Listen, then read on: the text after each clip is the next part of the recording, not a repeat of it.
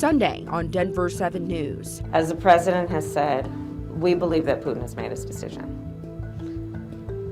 Period. The tension on the Ukraine-Russia border continues to intensify this morning. What we can expect from the Biden administration in the coming days as an attack from Russia remains imminent. And the total on your electric bill might change depending on when you use your electricity. Why some say this new plan just isn't feasible. And now that we know who's hosting the Oscars, we're learning more about the artists who helped create the nominated films.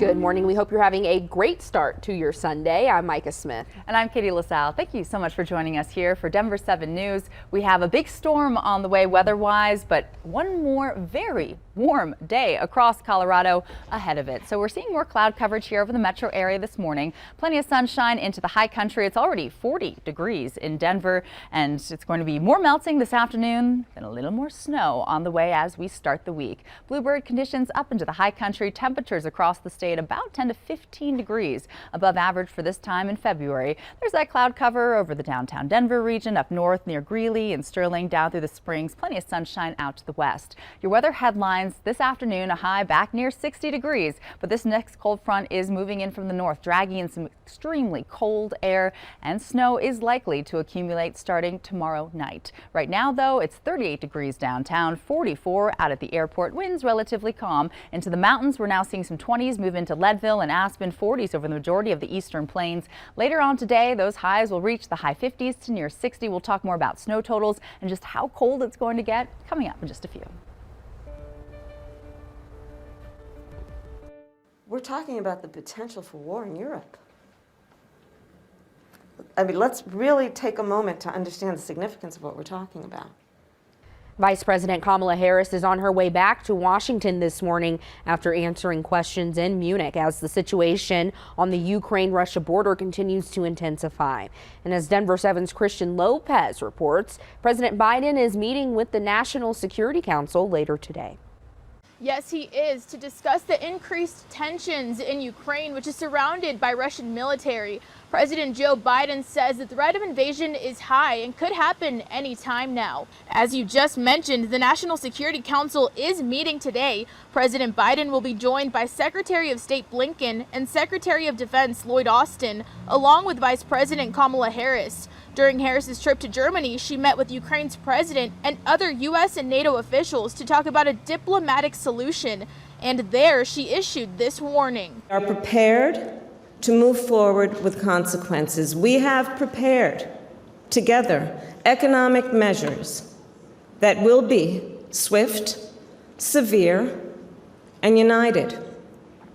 We will impose far-reaching financial sanctions and export controls. U.S. officials say there are around 150,000 Russian troops near Ukraine's borders right now. Defense Secretary Austin says there could still be a more peaceful resolution if Putin so chooses. Reporting in Denver this morning, I'm Christian Lopez, Denver 7. Christian, thank you. So now let's give you a little more context why Russia and Ukraine are at odds. The escalation of this years-long conflict between the two countries dates back to the early 90s after Ukraine left the Soviet Union. Since then, Ukraine has started to form a relationship with the European Union and NATO. NATO, the North Atlantic Oceanic Treaty Organization, has slowly been expanding the countries included in the treaty in recent years. And as Russian leaders see it, potentially it's posing a threat to their country. In 2014, mass protests forced a Russia-friendly president out of Ukraine after he refused to sign an agreement with the European Union. And this led to Russia annexing a Ukrainian peninsula, which resulted in a rebellion group forming in parts of the country. In 2015, a ceasefire agreement was reached between Russia and Ukraine. In the last 7 years, the Ukrainian government reports nearly 14,000 people have died because of this conflict, and 1.5 million people are displaced. And it is still not entirely clear what Russian President Putin's goal is once the attacks on Ukraine move forward. If paying for gas has already been stretching your budget, brace yourself for this. Oil experts are now saying because of the ongoing conflict between Russia and Ukraine, oil prices could jump to more than $150 a barrel, which could translate to $7 per gallon for gas. Russia is the third largest oil producer in the world, on average, pushing out 10% of the world's demand daily.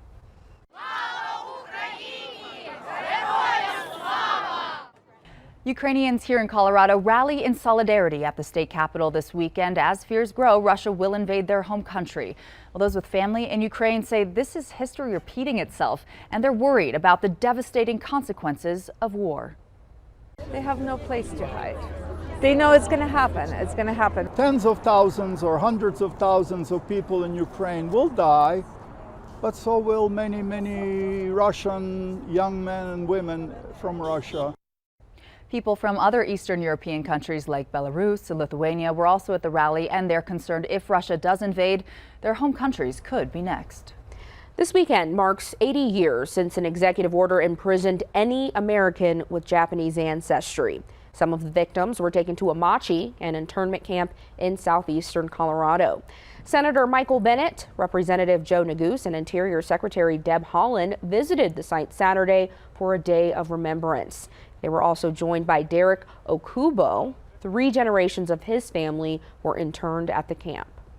It's a part of an American history that for many years people wanted to sweep under the carpet. If we're really to grow as a country, we have to face our demons, and we have to be willing to feel things that we aren't willing to feel, and to think about things we don't want to think about. The Senate recently passed legislation that would make Amachi a National Historic Site. Okubo spent the past 8 years helping with the internment camp's preservation.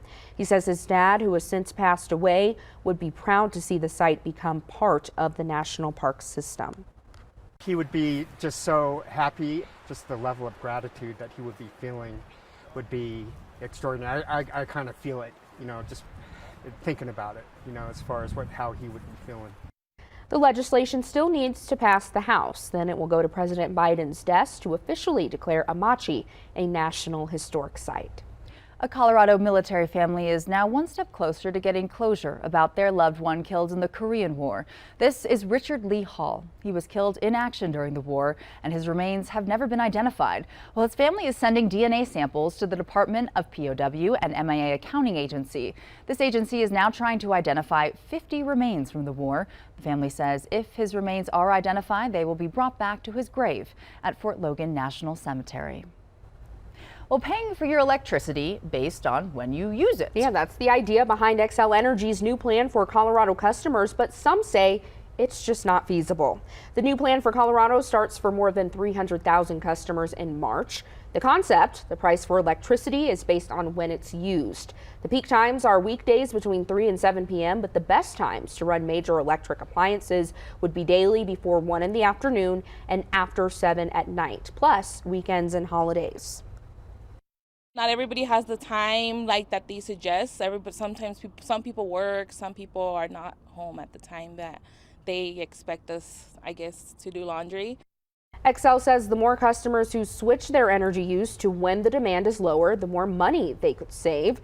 It means doing things like running your dishwasher overnight and doing your laundry on the weekends. Well, prices will also change based off the time of year. For example, electric prices will be more expensive during the summer, especially during peak times compared to the winter. And you can find out more information about Xcel's time of use pricing right now on its website. The support for those in need after the Marshall fire just keeps coming. How members of Denver's Sheriff's Office are helping out this weekend. And one metro school district is struggling, and how you can potentially be one of the people to help fill more than 100 openings.